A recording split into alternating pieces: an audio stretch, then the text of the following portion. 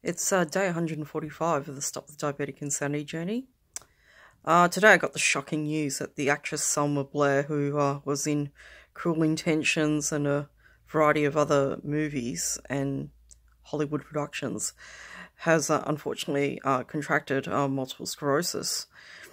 And multiple sclerosis is a very extremely chronic condition that affects the immune system and just lets the body get out of control. And I was watching her interview with, I think it's Robin from NBC News or something like that. And, you know, the condition had taken over her voice, even to the point where she couldn't even string a sentence, barely could, put together a sentence, could barely, be coherent, really. And she did a good job of it, but she was just barely holding the interview together. And, she's weak on one side of her body. She needs a walking cane to get about. And she still needs to look after her son. And she often suffers from chronic fatigue. And I look at Selma's condition and, geez, I thought I had it bad. At least I can get out and about and, do the things I need to do during my day. And yes, I do suffer, a lot of fatigue as well, but nothing to the point where I have to use a walking cane every day. And, the thing that I noticed about Selma is she didn't let her chronic condition get the better of her. She still had a sense of humour. She still was determined to go about her days, being a single working mother and looking after her son and keeping up with her mortgage payments like any normal person. And really, when I look at my situation, do I have anything to really complain about?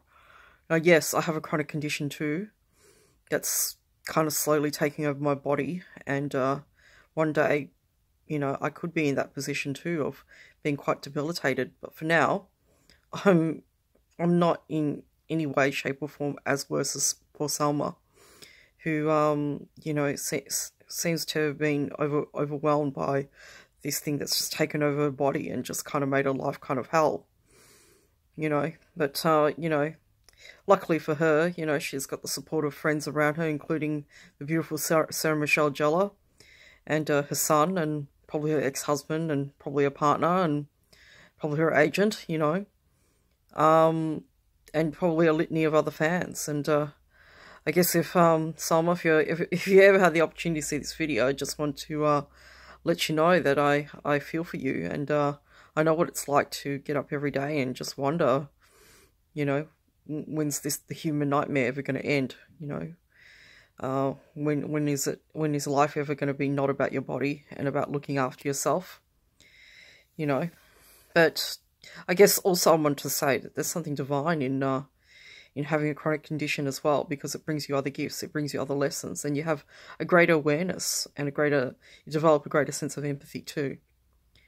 So yeah, that was shocking news, and I have to admit I shed a few tears after hearing the news. So I will actually send Selma a message on Instagram, because I did hear that she actually spends a lot of her time when she's not working answering Instagram messages from her fans.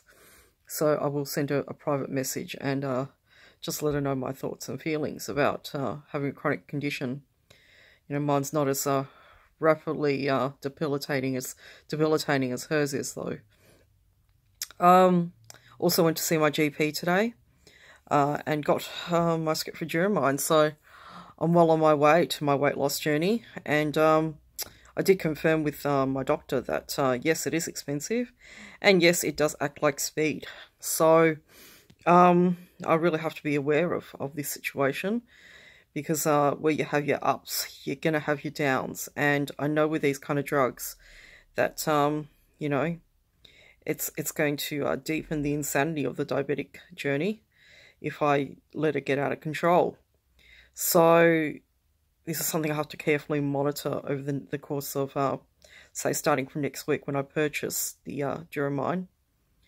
And while I'm very excited about where it could lead and how rapidly I could lose weight, a part of me is absolutely terrified of the side effects of Duromine, and whether I'll come out at the other end I do wonder whether I'm going to become a kind of amphetamine addict or not. Because just like with any other pills, you know, there is a potential for addiction. So I'm really going to monitor my progress very, very closely. I was really hoping that, you know, I could do without the drugs. But I think, at least for the first leg of the journey, I think this might be very helpful. I took a walk this evening. And I have to admit, like, you know, my thoughts don't stray very far from what the holographic reality really means. And I feel like every day I get a step closer and closer and closer to the experience of experiencing what it means to be in that reality. And I was taking a walk, my usual evening walk down at Merry Creek. And while I was walking, I could see myself creating the scene that I was walking through. It was really strange. It was like, as I was walking, I was the avatar, the character that my higher self was sketching into the scene. And while I was walking, the scenes were appearing from sketchy lines to colour. And I'm starting to realise that I am sketched into this reality. And I am seeing myself through the lens of how I've been programmed in my background, you know. And this is the challenge, is to change that all around, really. If I want to reach for anything that I remotely want, I really have to change my thinking, my thoughts about my life and how I would like it to look. And, you know, for a change, you know, give positive thought a chance. Really give it a chance. Give love a chance to thrive through this body and let some light through for a change. So it's Tuesday night. Tomorrow's my day at Hawthorn, so I can have a little bit of a sleep in. My thoughts are with anyone, again, who's struggling with a chronic condition. Know that you're not alone, and that there's always people around you to support you, and that there is a possibility that you can be healed and life can get better. No guarantees, of course, but I think the way you see the journey is always up to you. So I'll leave it here, and I'll talk to you soon.